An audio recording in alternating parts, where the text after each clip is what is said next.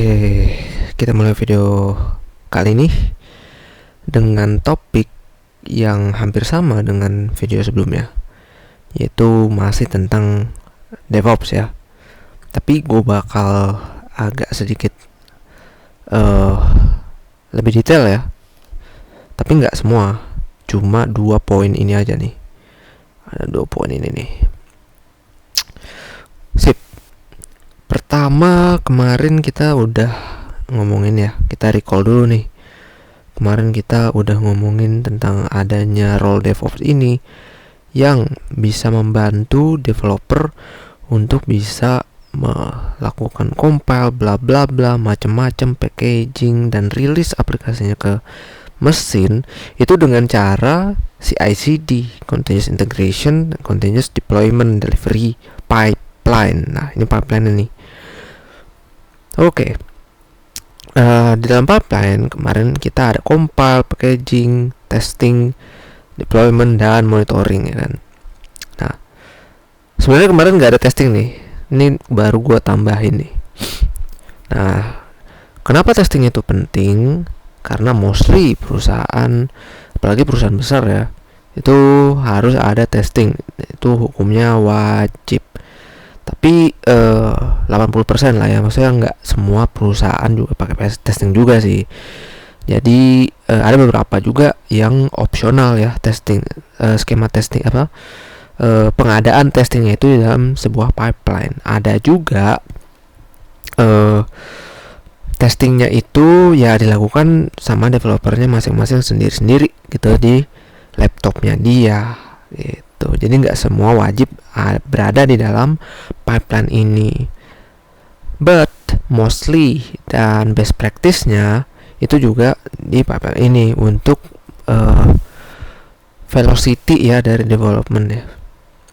Jadi developer nggak usah pusing-pusing testing lagi di dalam lokalnya gitu, biasanya gitu sih alasannya. Oke. Testing ini sebenarnya gue nggak mau secara deep dive banget ya, kayak jelasin itu cuma gue bakal sebutin aja dan gue jelasin dari apa yang gue sebutin gitu. Nah, testing itu ada 2 nih biasanya. Ada 3 juga sih. Tapi ya udahlah, mainnya itu ada 2 intinya. Yang pertama itu ada unit testing. Yang kedua ada integration testing. Nah, unit testing ini biasanya testing yang dilakukan di aplikasinya itu sendiri. Maksudnya nanti function-functionnya dan lain sebagainya itu ada parameter yang ditesnya apa aja gitu. Dia bakal satisfied atau enggak. Nah, kalau bakal satisfied, dia bakal di mark sebagai sukses. Kalau gagal ya di mark sebagai fail. Nah, itu akan dihitung dan dimetrik menjadi sebuah percentage. Nama percentage-nya itu nanti dikumpulin sebagai test coverage ya. Jadi tiap aplikasi atau tiap programming language ya itu juga ada standarnya masing-masing, dan itu juga tergantung sama perusahaan gitu. Perusahaan yang nentuin berapa test coverage yang baik untuk bisa dilanjutkan ke deployment gitu. Jadi aplikasi itu bisa dirilis ketika test coveragenya itu ke berapa persen gitu. Misalnya ada yang 80%, ada yang 70%, tergantung dari jenis aplikasinya juga. Nah, ini contohnya dari unit test coverage ya. Nih, ada percentage juga tuh. Misalnya di function ini ada berapa yang harus lo bisa satisfy gitu. Di function ini ada berapa yang harus bisa checklistnya sesuai gitulah. Nah, simple banget masalah unit test ini ya. Tuh, tergantung dari ini ada berapa yang pass, ada yang berapa yang fail. Kayak gitu aja sih sebenarnya unit test ya. Nah, yang kedua ada integration testing. Ini sedikit unik juga ya integration testing ini.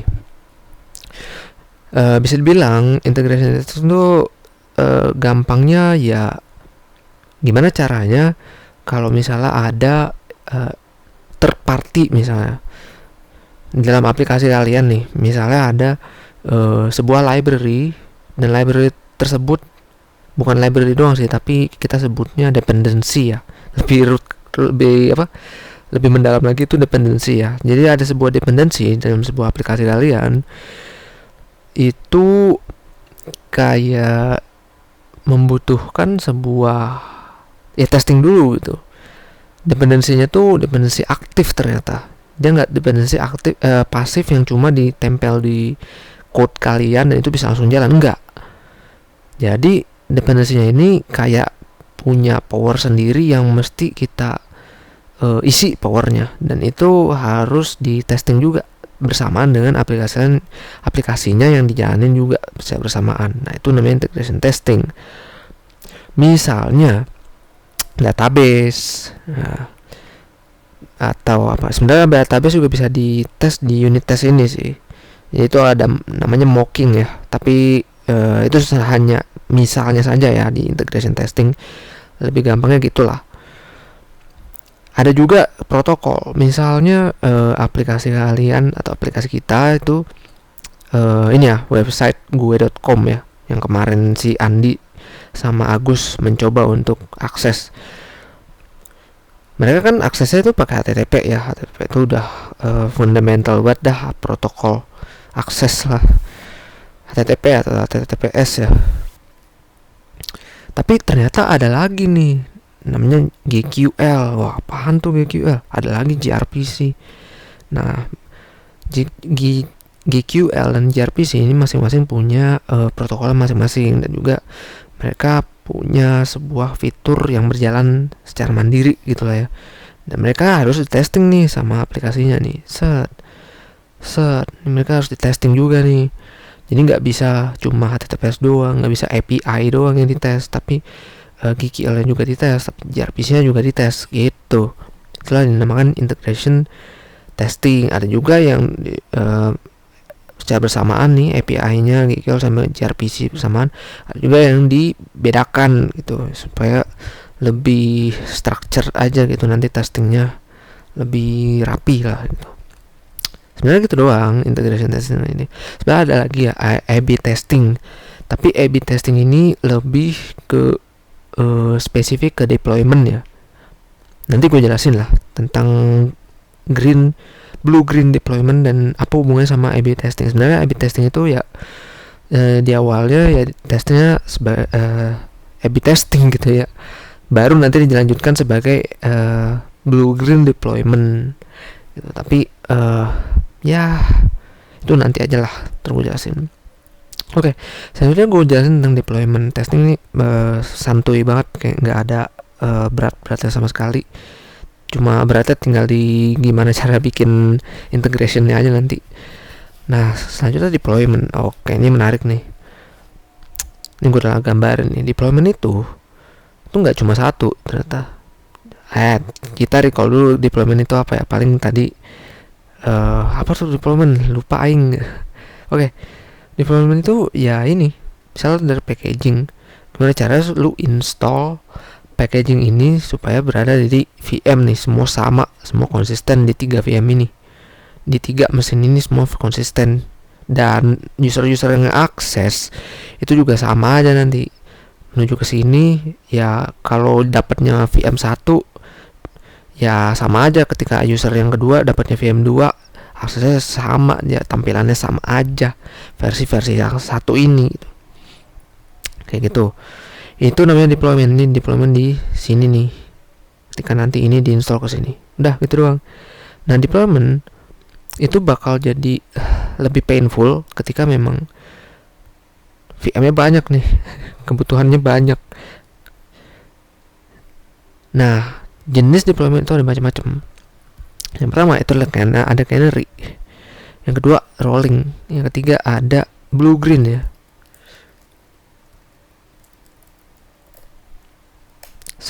Gitu coy. Nah, gimana sih? Apa aja sih ini maksudnya? Canary, rolling, blue green. Oke. Kalau yang canary ini bisa dibilang gini lah, gue lebih enak contohnya tuh pakai diagram gini ya. Canary itu adalah sebuah metode deployment. Misal lo punya 3 VM tadi kan, ini VM dengan packaging versi 1 3 nih. Nah, gue pindah ke sini nih. Ini VM-nya nih. Ini VM VM versi 1 ada 3 kan. Nah, misalnya lu mau ada si developer, ya ceritakan lo itu developer kan tadi, lo mau ada tambahan fitur nih. Wah, gua mau nambahin fitur baru nih. Fitur gua namanya top up gitu misalnya. Nah, lu taruh nih fiturnya di fitur di versi nomor 2 ya kan. Ini lu udah siapin nih apa namanya, changesnya atau aplikasinya gitu, apa packagingnya di sini nih, packaging versi nomor 2. Sementara VM lu yang 3-nya tadi itu masih ada dalamnya itu aplikasi versi 1 gitu. Nah, gimana nih cara update-nya? Ayo, mau langsung semua? Bener yakin mau langsung semua? Enggak. Ternyata enggak gitu. Untuk Canary itu tuh caranya gini polisinya. Lu harus taruh ini versi 2 ke replace 1 doang dulu nih. Lu harus replace 1 VM dulu nih. Nah, ini jadi V2 nih. Set. Lu taruh tuh 1 dulu tuh di sini nih. Udah nih. Nah, artinya ada user. Nih kita gambarin user. Kalau misalnya akses, misalnya si Andi tadi lah. Kalau misalnya akses, tadi kan ini bisa random ya, bisa aja si Andi nomor 2 tadi siapa? Agus. Misalnya Andi bisa aja ngakses versi 1. Agus bisa aja ngakses versi 2 gitu. Mungkin nanti ada lagi Budi ya. Ini Budi.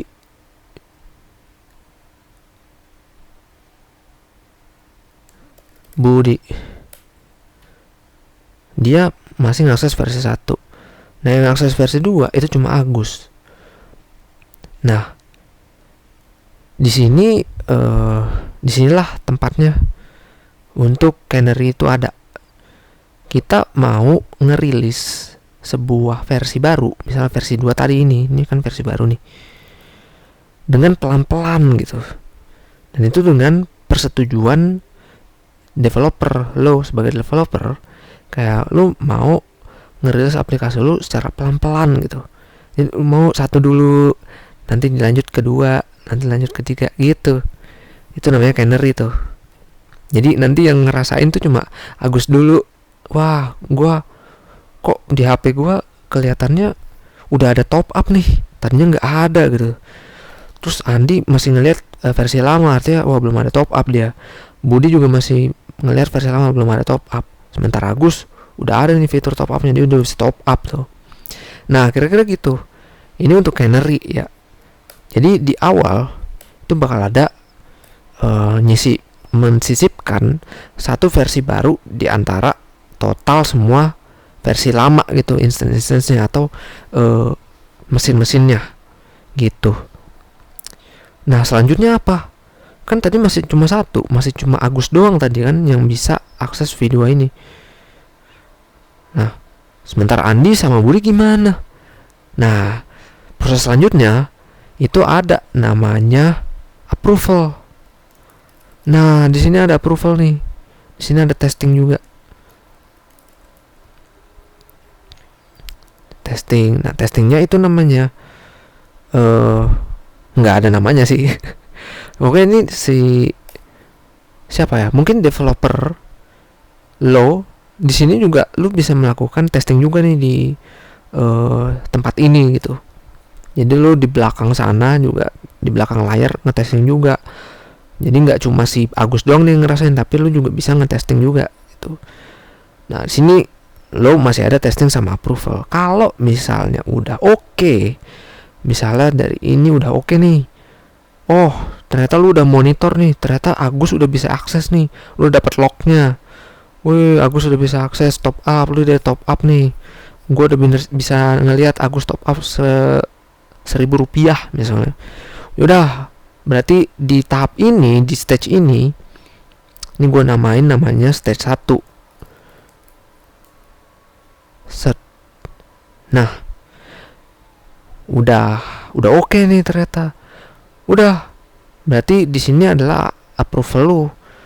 Gua mau ngedeploy secara semua atau enggak gitu.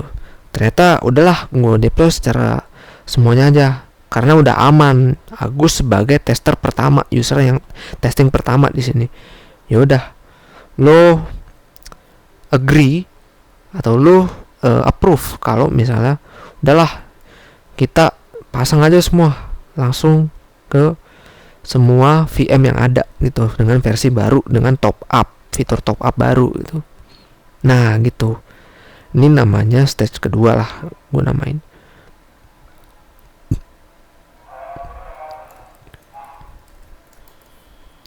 Atau rollout stage ya, kayak gitu. Jadi inilah Canary ya. Jadi si service atau developer ini melakukan deploymentnya secara pelan-pelan nih. Dimonitor dulu sama dia, ditesting dulu, pengen tahu dulu nih user ini berhasil nggak bisa top upnya gitu. Pengen tahu dulu kita. Itu namanya Canary gitu. Tapi ada juga nih rollout stage-nya itu banyak. Ini kan kayak misalnya tadinya 1, langsung 3 gitu kan, langsung roll out semua 100%. Ini langsung 100% nih. Ini tadinya cuma stage 1 instance doang gitu. Tapi ada juga yang nggak cuma ini gua misalin aja ya. Tadi kan cuma 1 ke 100% ya langsung. Ya kan? Ini proses 1 100%. Tapi ada juga yang Canary-nya itu stagesnya banyak gitu. Artinya bisa 1, terus lu mau ke 30% dulu, lu mau ke 50% dulu, 70% dulu, sama baru deh lu roll out semuanya. Ada juga nih yang kayak gini nih. Artinya kalau misalnya lu punya 10 instance atau 10 mesin ya, misalnya lu punya 10 mesin, pertama lu bakal punya 1 mesin dulu nih yang punya top up, fitur top up ini. Baru nanti 3 mesin nih yang punya fitur top up di stage selanjutnya. Baru roll out lagi ke 50%. Itu ada 5 mesin yang ada fitur top up-nya.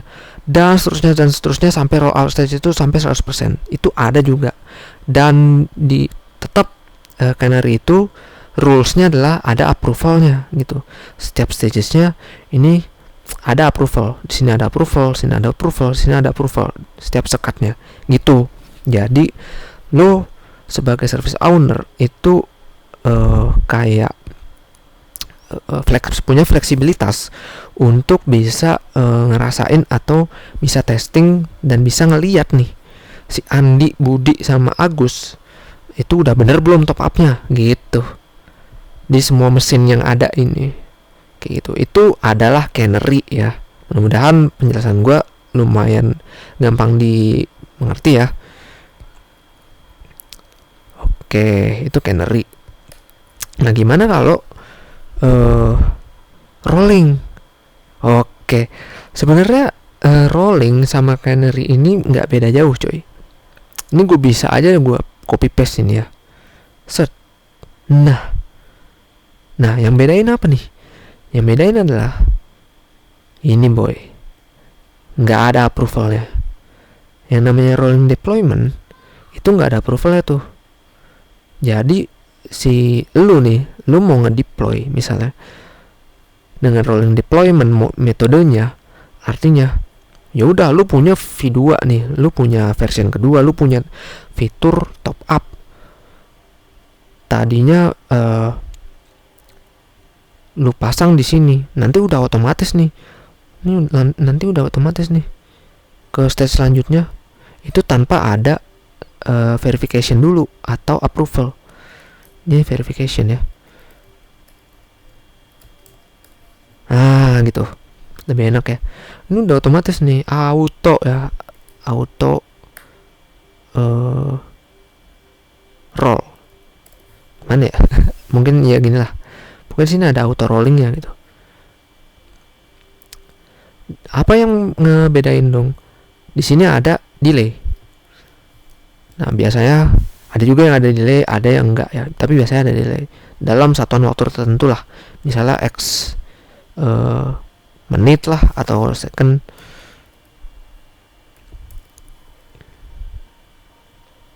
Itu udah otomatis ya.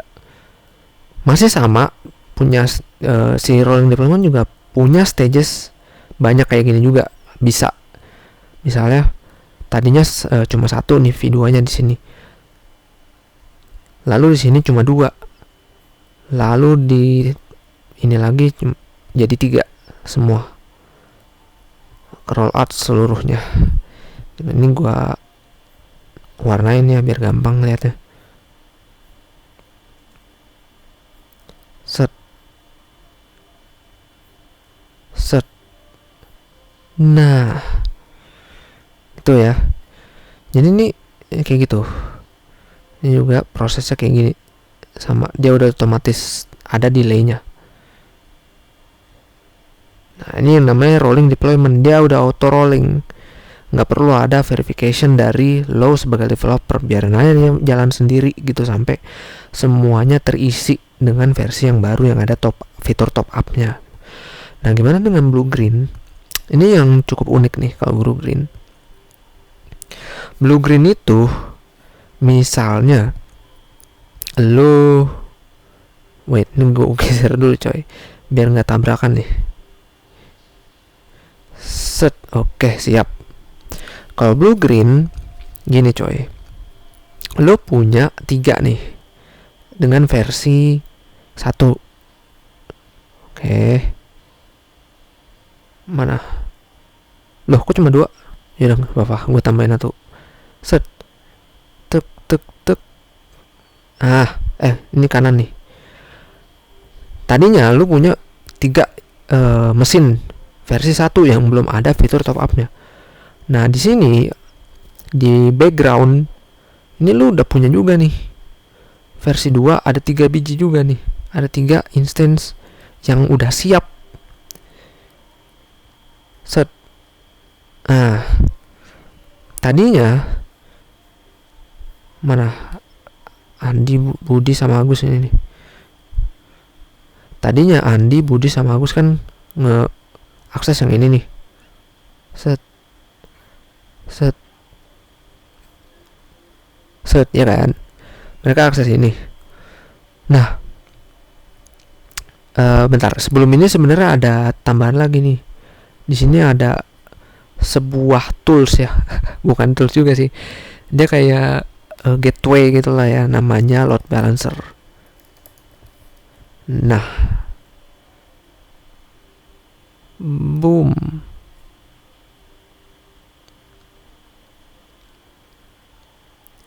atau reverse proxy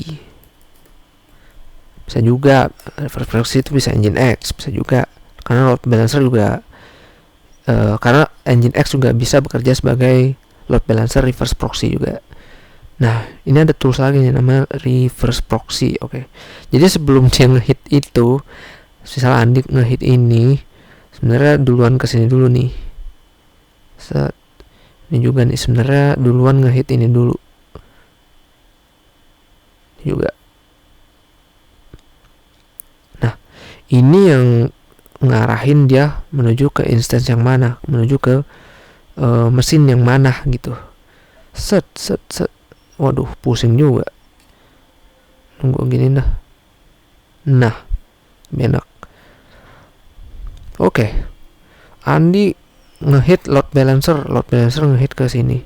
Nah, ini untuk yang awal-awal. Ini ntar, ini blue-nya ya. Kayaknya kebalik deh. Blue-nya tuh yang ini nih. Blueprint ya. Ini blueprint. Ini green-nya. Nah, awalnya kayak gini kan. Jadi ngehitnya masih V1. Nah, gimana nih cara nge-roll out di Blue Green deployment? Ya, caranya dari load balancer reverse proxy Nginx ini, ya lu arahin langsung ke sini nih. Set. Secara langsung. Ini tinggal di redirect aja ke sini. Ada satuan waktu tentu. Nah, di sini kita tambahin waktu nih. Mau berapa lama loh ngetes untuk versi baru gitu di Blue Green Deployment ini sampai ketemu apakah ada masalah atau enggak. Kalau misalnya ada masalah, ya udah rollback. Ini balikin lagi ke sini, gampang kan? Jadi ini jangan dihancurin dulu nih yang versi yang lama. Jangan dihancurin. Tapi masih di keep dulu gitu. Mereka masih ada nih di belakang layar gitu.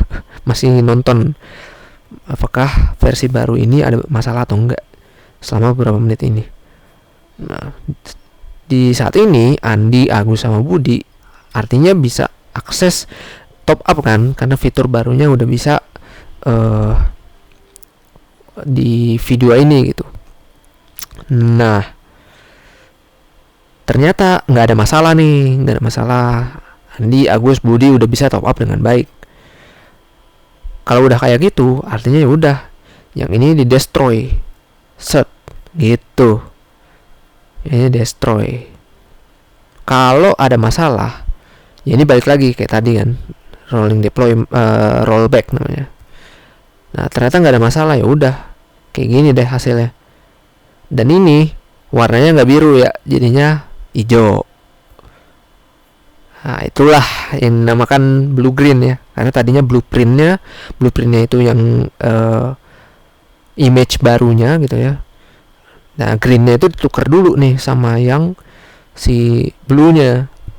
Nah kalau blue-nya udah oke, baru dah dijadiin green lagi. Nah itulah blue green deployment. Kayak gitu ya. Jadi itulah tipe-tipe jenis deployment yang ada ya. Semoga membantu. Dan ini udah lumayan lama juga ya kuliahnya. Jadi kalau ada pertanyaan bisa ditanyakan di kolom komentar. Terima kasih banyak udah nonton. Semoga ilmunya bermanfaat ya. Dan sampai jumpa di lain kesempatan di video berikutnya. Thank you.